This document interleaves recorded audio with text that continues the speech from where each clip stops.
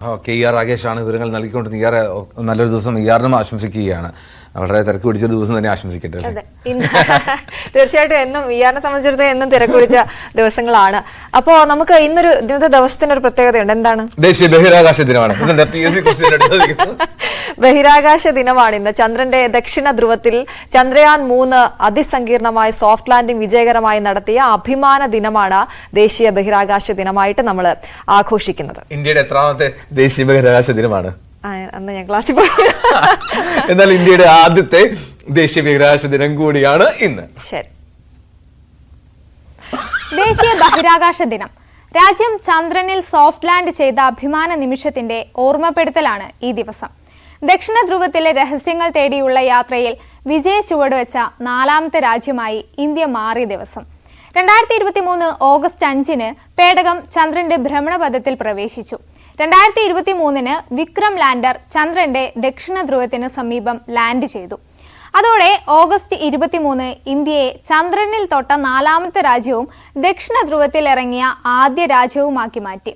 വിജയകരമായ ലാൻഡിങ്ങിനെ തുടർന്നാണ് പ്രഗ്യാൻ റോവറിന്റെ വിന്യാസം നടത്തുന്നത്.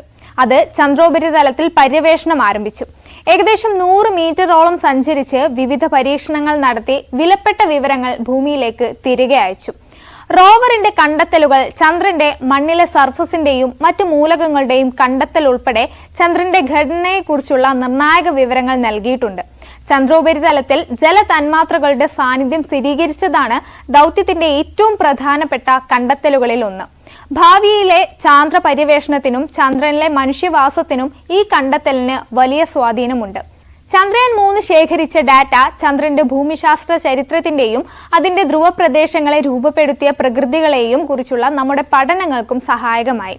ചന്ദ്രയാൻ 3 നൽകിയ അതിസുപ്രധാന വിവരങ്ങൾ മനുഷ്യരാശിക്ക് തന്നെ ഗുണം ചെയ്യുമെന്നാണ് ശാസ്ത്രലോകം പറയുന്നത്. ചന്ദ്രയാൻ 3 പകർത്തിയ ചന്ദ്രന്റെ ഇതുവരെ ആരും കാണാത്ത ചിത്രങ്ങളും ISRO പുറത്തുവിട്ടിട്ടുണ്ട്. ദൗത്യത്തിന്റെ വിജയഗാഥ വ്യക്തമാക്കിക്കൊണ്ടാണ് ചിത്രങ്ങൾ പുറത്തുവിട്ടത്. ചന്ദ്രോപരിതലത്തിൽ റോവർ കടന്നുപോയപ്പോഴുണ്ടായ അടയാളങ്ങൾ വ്യക്തമായി കാണുന്ന ചിത്രങ്ങൾ ഏറെ ആകാംക്ഷ ജനിപ്പിക്കുന്നത് തന്നെയാണ്. ശാസ്ത്രീയ വിവരങ്ങളും ലാൻഡറും റോവറും എടുത്ത മുഴുവൻ ചിത്രങ്ങളും ദേശീയ ശാസ്ത്ര ദിനത്തിൽ ISRO ഔദ്യോഗികമായി പുറത്തുവിടും. ചന്ദ്രയാൻ 3-നെ കുറിച്ചുള്ള നമ്മുടെ അറിവ് വർദ്ധിപ്പിക്കുക മാത്രമല്ല, ബഹിരാകാശ പര്യവേഷണത്തിൽ ഇന്ത്യയുടെ വർദ്ധിച്ചു വരുന്ന കഴിവുകൾ തെളിയിക്കുകയും ഇത് ചെയ്തു. ഈ ദൗത്യം ഭാവിയിലെ ചാന്ദ്ര ദൗത്യങ്ങൾക്ക് അടിത്തറയിട്ടു. ചന്ദ്രയാൻ 3-ന്റെ വിജയം ആഗോള ബഹിരാകാശ സമൂഹത്തിൽ ഇന്ത്യയെ ഒരു പ്രധാന പങ്കാക്കി. അന്താരാഷ്ട്ര സഹകരണത്തിനുള്ള വാതിലുകൾ തുറക്കുകയും ബഹിരാകാശ പര്യവേഷണത്തിന്റെ ഭാവി രൂപപ്പെടുത്തുന്നതിന്റെ പങ്കുറപ്പിക്കുകയും ചെയ്തു. ഇന്ത്യയുടെ ഭാവി ബഹിരാകാശ ദൗത്യങ്ങൾക്ക് വിജയക്കുതിപ്പേകാനും ബഹിരാകാശ രഹസ്യങ്ങൾ അറിയാനും ആ വഴിയെ സഞ്ചരിക്കാനും വരും തലമുറയ്ക്ക് പ്രചോദനമാവട്ടെ ഈ ദിവസം.